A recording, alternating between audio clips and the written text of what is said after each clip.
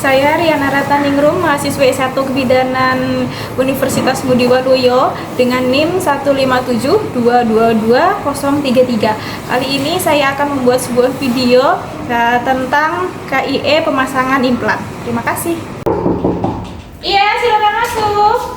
Permisi, Bu. Iya, silakan duduk, Ibu. Iya, Bu. Ya. Perkenalkan, saya Bidan Riana. Dengan Ibu siapa? Ririn, Bu. Oke, sebentar saya tutup pintu dulu ya. Iya, Bu.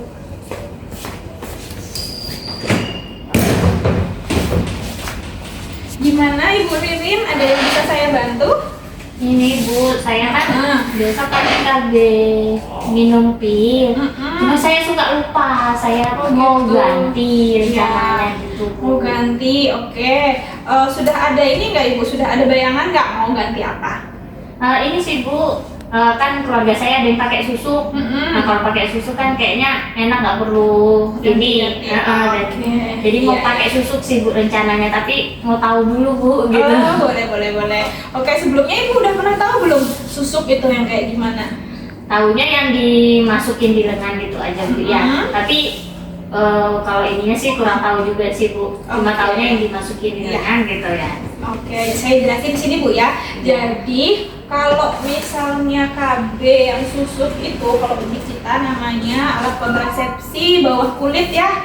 Jadi nanti dia semacam susuk gitu, susuk seperti ini. Nah itu nanti dimasukkannya di bawah kulit di bagian lengan dalam sini, gitu ya. Jadi nanti susuknya dimasukkan ke situ. Nah terus cara kerjanya itu yang pertama biasanya dia mengentalkan cairan atau lendir mulut rahim. Jadi mulut rahimnya itu pada saat ibu berhubungan itu lendirnya lebih kental ya, jadi spermanya susah masuk. Terus yang kedua itu dia kan ininya kental, jadi dia menghambat ibu tahu tuba nggak? Tuba ada ya di sini. Jadi kalau misalnya ibu pakai ini dia kan lebih kental tuh lendirnya. Jadi nanti spermanya itu pada saat mau pembuahan menuju tuba itu adalah tempat untuk sel telurnya ibu berproduksi, itu nanti jadi terhambat gitu ya. Terus yang kedua, dinding rahim kalau misalnya siap dibuahin itu kan biasanya tebel ya.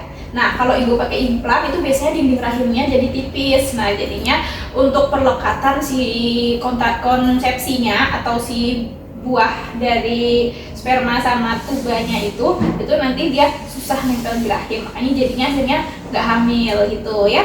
Terus kalau misalnya yang bisa menggunakan KB ini, itu yang pertama usia reproduksi. Jadi maksudnya ibu tuh masih haid gitu ya. Ini masih haid ya?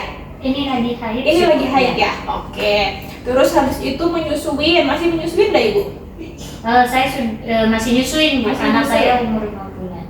Oke. Habis itu yang kedua sering minum pil kayak ibu bilang tadi. Iya. Iya. Jadi bisa nih pakai ini nanti. Jadi nggak lupa lagi ya. Habis itu tidak dapat menggunakan kontrasepsi yang mengandung estrogen ya, itu biasanya bisa nih boleh pakai ini. Nah terus kalau dari yang ciri-cirinya tadi sih ibu bisa ya pakai AKBP ini atau implan ini, jadi nanti kita bisa pakai ya karena sekarang lagi haid juga kan. Iya, Bu. Nah terus kalau misalnya yang nggak boleh yang nggak boleh pakai KB ini, yang pertama misalnya hamil atau misalnya dicurigain hamil, habis itu ada perdarahan pervaginam, jadi kayak ibu tuh berdarah terus nggak waktu haid tapi berdarah terus gitu, ada nggak? Enggak ada sih, Bu, normal aja sih kayak Normal saya aja ya. Habis itu ada riwayat sakit DM atau jantung atau kanker yang lainnya, ada? Enggak ada riwayat penyakit. Nggak ada ya. Oke, berarti bisa nanti kita pasang ya. Habis itu yang keuntungannya ibu tahu? Apa, Bu? Oke, keuntungannya yang pertama efektivitasnya tinggi ya. Habis itu jangka panjang. Nah nanti ibu itu bisa pakai ini 3 tahun. Jadi kalau misalnya 3 tahun ke depan itu sudah aman. Nanti 3 tahun baru dilepas diganti lagi ya. Habis itu tidak mengandung estrogen. Kalau misalnya memang ibunya tadi kan nggak bisa KB yang mengandung estrogen. Habis itu nggak mengganggu produksi ASI karena ibu masih menyusui kan. Nah jadi nanti ASInya tetap lancar, sama menurunkan resiko anemia. Anemia itu kurang darah ya.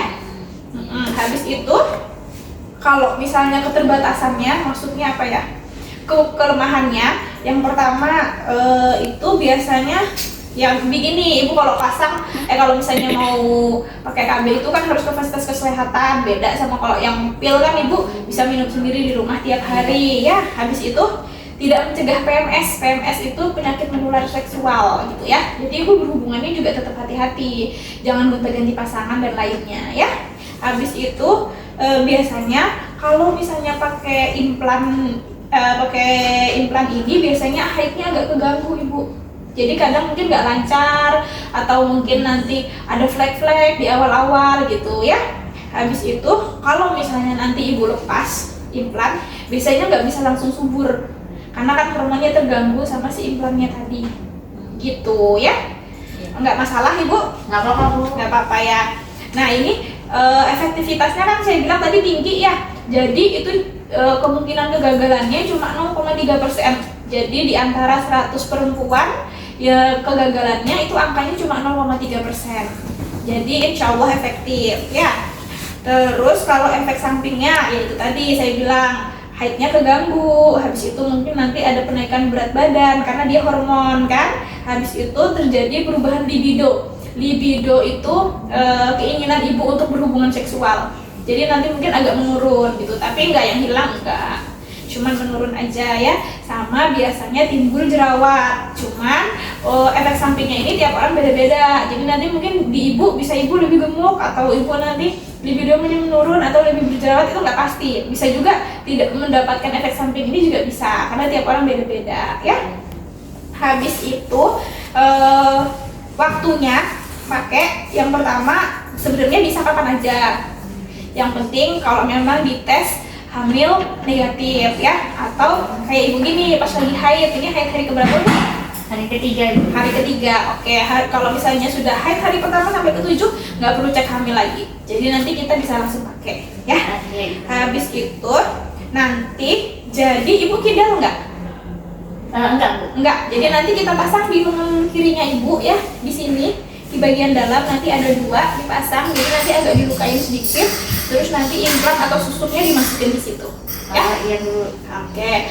Gimana? Ada yang ditanyakan nggak? Udah yakin mau pakai ini? Pakai implan?